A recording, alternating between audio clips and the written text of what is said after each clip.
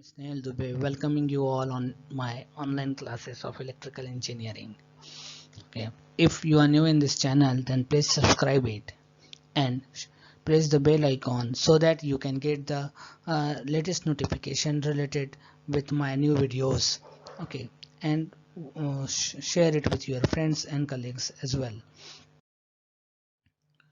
So in my previous two videos we have discussed about the topic single phase induction motor. This is my third video on the topic single phase induction motor.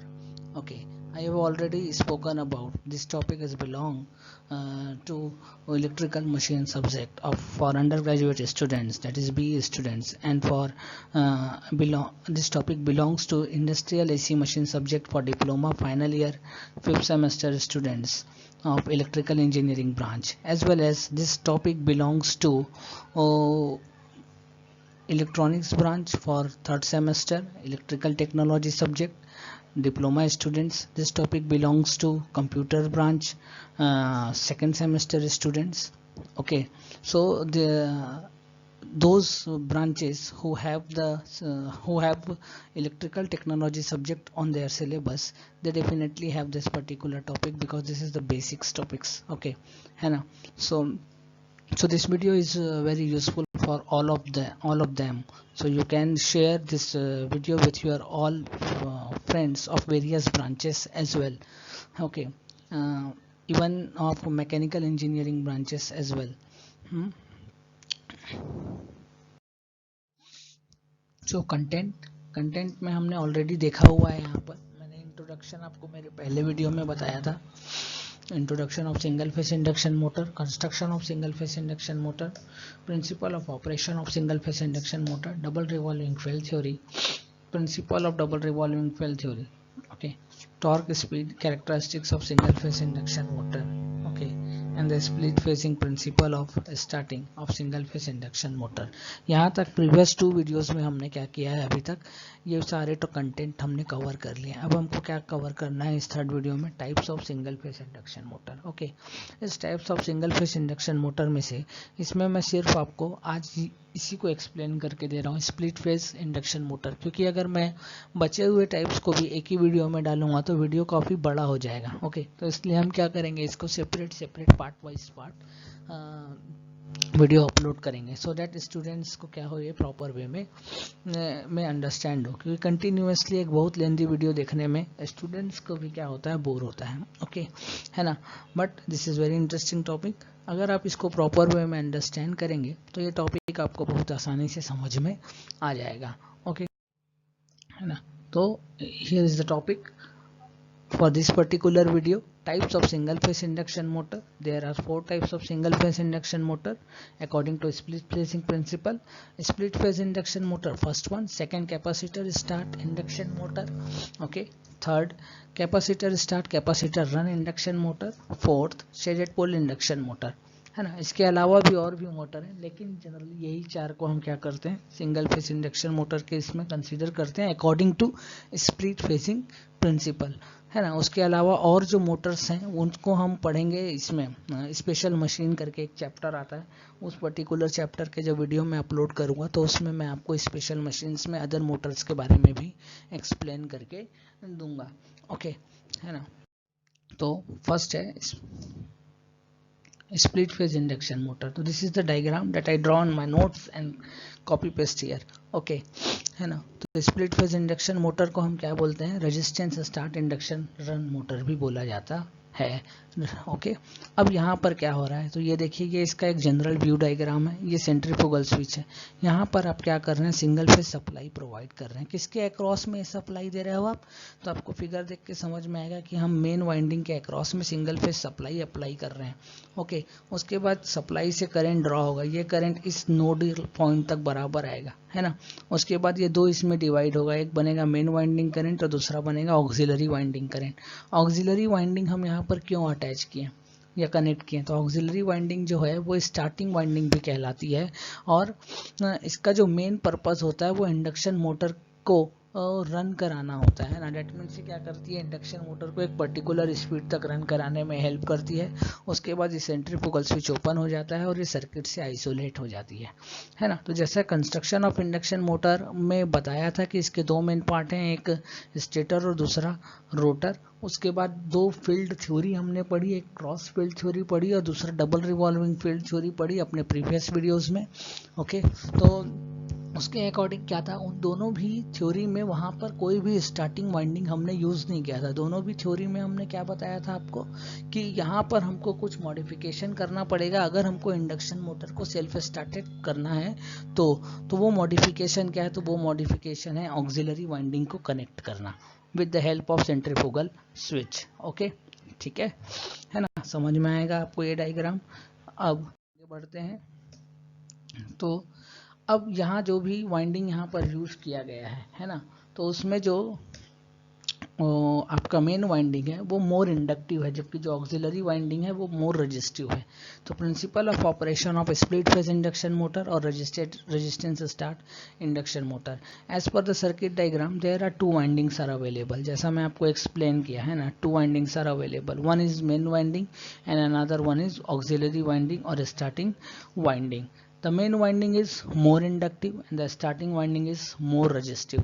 तो main winding अगर ज़्यादा inductive है तो उसका जो उसमें से जो करंट पास करेगा, that mean current flowing through main winding IM, वो क्या करेगा, वोल्टेज से 90 डिग्री से लैग करेगा, या हम बोल सकते हैं अप्रोक्सीमेट 90 डिग्री से लैग करेगा। जबकि स्टार्टिंग वाइंडिंग क्या है आपकी, वो रेजिस्टिव है ना। तो उस केस में जो करंट स्टार्टिंग वाइंडिंग से फ्लो करेगा, डेट इज IA या IS, जो भी आप बोलना चाहें, तो वो करंट क्या होगा, वो सप्लाई वोल्टेज के साथ में अप्रोक्सीमेट इन फेस में होगा, है ना।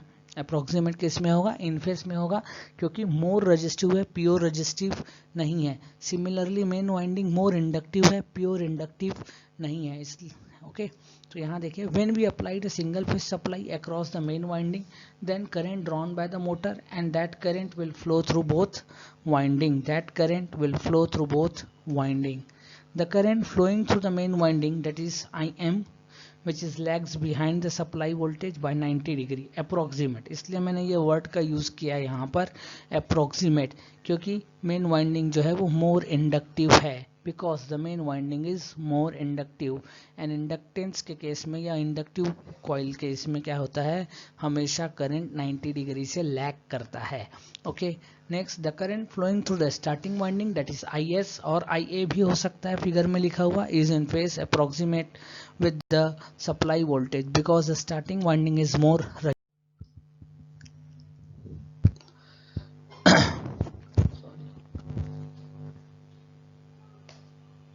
thus we can say both the current are 90 degree apart from each other, so the flux developed by both current will also have displacement of 90 degree, so the current magnetic field will rotate in air gap। ठीक है, so the resultant magnetic field rotate in air gap and known as the rotating magnetic field। अब ये rotating magnetic field यहाँ पर develop हो गई air gap में, है ना। अब क्या होगा, यहाँ पर Faraday's law of electromagnetic induction work करना शुरू करेगा, क्योंकि स्टेटर और रोटर के बीच में क्या हो गया, एक मैग्नेटिक फील्ड डेवलप हो गया, और वो मैग्नेटिक फील्ड अब लिंक करेगा फ्लक्स के, लिंक करेगा रोटर कंडक्टर के साथ में, तो वहाँ पर EMF डेवलप होगा। EMF डेवलप होने के कारण रोटर से एक अलग से करंट पास करना शुरू होगा, और उस वजह से रोटर कंडक्टर के ऊपर टॉर्क एक्सर्ट होगा, ठीक है, और रोटर क्या करेगी, अपनी स्पीड गेन करेगी। जैसे ही आपकी single phase induction motor 70 to 80% speed gain कर लेगी, ठीक है, कितना, when the motor gain 70 to 80% speed of its rated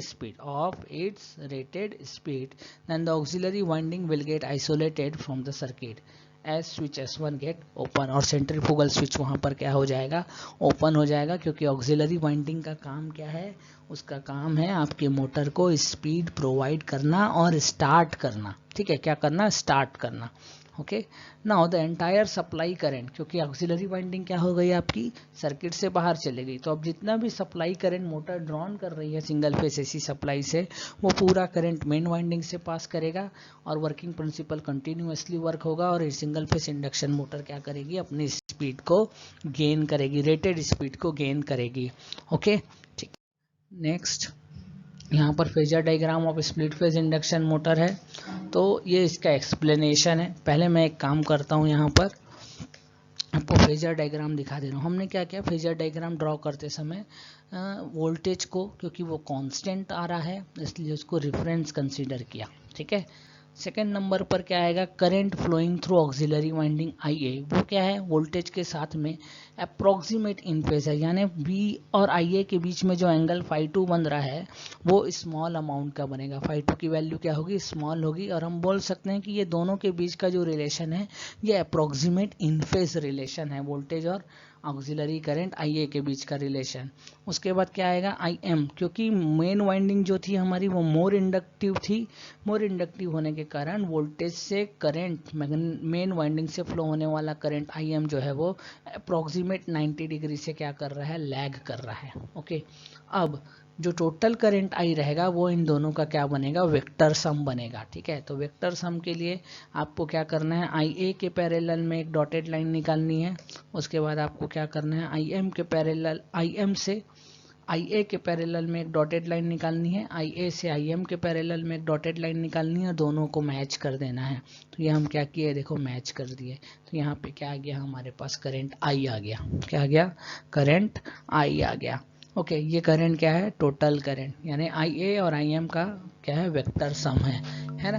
तो यहाँ पे उसी चीज को एक्सप्लेन किया। यहाँ आप देख लो, मैंने लिख के दिया, φ2 जो है वो एंगल बिटवीन है V एंड IA, φ1 जो है वो एंगल बिटवीन है V एंड IM, and φ is the angle between V and I।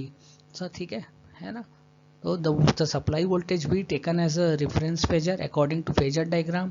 The auxiliary current IA lags behind the supply voltage V by very small angle, that is φ2, as auxiliary winding is more resistive. ठीक है, the current flowing through the main winding is lags behind the supply voltage by φ1. Thus the phase difference between IA and IM is very large, so the resultant current I is the vector sum of IM and IA. ये explanation है आपके phasor diagram का। Hope आप लोगों को ये समझ में आ गया होगा, क्योंकि ECI में भी और DC मशीन में भी मैंने आप लोगों को फेजर डायग्राम काफ़ी अच्छे से बताया है। Okay, next, torque speed characteristics of split phase induction motor. यहाँ पे मैं दो टॉर्क स्पीड कैरेक्टरिस्टिक्स बता रहा हूँ, एक मेरे नोट्स की है और दूसरा एक पर्टिकुलर रेफरेंस बुक है उससे भी मैंने लिया है। दोनों के अकॉर्डिंग में से आपको जो अच्छी लगे, जो अच्छी इन द सेंस दो जो आपको समझ में है उसको आप क्या कर सकते हैं, ड्रॉ कर सकते हैं, ठीक है। तो इसके अकॉर्डिंग देखेंगे तो torque speed characteristics, Y axis में टॉर्क है, यहाँ भी टॉर्क अवेलेबल है, स्पीड है यहाँ भी स्पीड अवेलेबल है एक्स एक्सिस में। यहाँ हम क्या कर रहे हैं, ये जो टॉर्क स्पीड कैरेक्टरिस्टिक्स है ये इस पर्टिकुलर पॉइंट तक जब आएगी, है ना, यानी अपनी स्पीड क्या करेगी, गेन करना शुरू करेगी। तो ये जो सेंट्रीफ्यूगल स्विच है वो इस पॉइंट में स्पीड आने के बाद क्या हो जाएगा, ओपन हो जाएगा, और इस पॉइंट में टॉर्क की वैल्यू क्या रहेगी, मैक्सिमम रहेगी, ठीक है ना। उसके बाद एक टाइम आएगा जब ये धीरे धीरे स्पीड क्या होने लगेगी, उसकी थोड़ी सी कम होने लगेगी। तो यहाँ दूसरे कैरेक्टरिस्टिक्स के अकॉर्डिंग अगर आप देखोगे तो यहाँ पर ये NR जो है, ठीक है, ये NR डैश है ना, ये क्या है, ये NR डैश एक्चुअल में आपका वो स्पीड का पॉइंट है जहां पर स्विच ओपन हो जाता है। जैसे यहाँ के केस में n = N0 में स्विच ओपन हो रहा है, वैसे इस कैरेक्टरिस्टिक्स में इस पॉइंट में क्या होगा, स्विच ओपन हो जाएगा। NR जो है वो रोटर की एक्चुअल स्पीड है ना, ठीक है। अब जो कैरेक्टरिस्टिक्स आपको ये मिल रही है, ये कहाँ से मिल रही है हमको, ए, इसको हम क्या बोल सकते हैं, कैरेक्टरिस्टिक्स नंबर A। इस केस में या ये कैरेक्टरिस्टिक्स जो फॉलो हो रही है इसमें क्या हो रहा है, यहाँ पर ऑक्सिलरी वाइंडिंग और मेन वाइंडिंग दोनों भी सर्किट में अवेलेबल है। उसके बाद तुरंत आपको क्या हो रहा है, यहाँ पे दूसरी कैरेक्टरिस्टिक्स मिल रही है डॉटेड वाली, ये इस कैरेक्टरिस्टिक्स के केस में क्या हो रहा है, यहाँ पर ऑक्सिलरी वाइंडिंग जो है वो सर्किट से हट गया, क्योंकि स्विच क्या हो गया, ओपन हो गया। स्विच ओपन हो गया तो यहाँ से ऑक्सिलरी वाइंडिंग सर्किट से हट गया, अब यहाँ पर सिर्फ मेन वाइंडिंग अवेलेबल है, और उसके अकॉर्डिंग आपको ये कैरेक्टरिस्टिक्स मिल रही है टॉर्क और स्पीड की स्प्लिट फेज इंडक्शन मोटर की। ओके, आप दोनों में से किसी भी एक को ड्रॉ कर सकते हैं आपके एग्जाम प्रोस्पेक्टिव से। यह है इसका एक्सप्लेनेशन, ज़्यादा बड़ा एक्सप्लेनेशन नहीं लिखा है मैंने, the starting torque of split phase induction motor is poor, वो पुअर होता है, ज़्यादा हाई स्टार्टिंग टॉर्क डेवलप नहीं होता. The centrifugal switch opens at a speed of n is equal to n0 and for the speed above the motor operates only the main winding. ये हो गया आपका पहला फिगर, फिगर ए के according. और ये हो गया according to figure B. N R represent the full load speed, N R dash represent the speed at which centrifugal switch get open. तो ये मैंने आपको एक्सप्लेन किया है. Characteristics A occur when both the windings are connected to the supply and characteristics B occur when only main winding is in supply. Okay sorry. Applications आप देखेंगे तो ये 3 एप्लीकेशन है, क्योंकि स्प्लिट फेज इंडक्शन मोटर का जो starting torque है वो लो है, इसलिए ऐसी जगह पर हम इसको यूज़ करते हैं जहाँ पर स्टार्टिंग टॉर्क लो होता है. तो फैंस एंड ब्लोअर्स में हम इसका यूज़ कर सकते हैं, वॉशिंग मशीन में और सेंट्रीफ्यूगल पंप में. ओके है ना.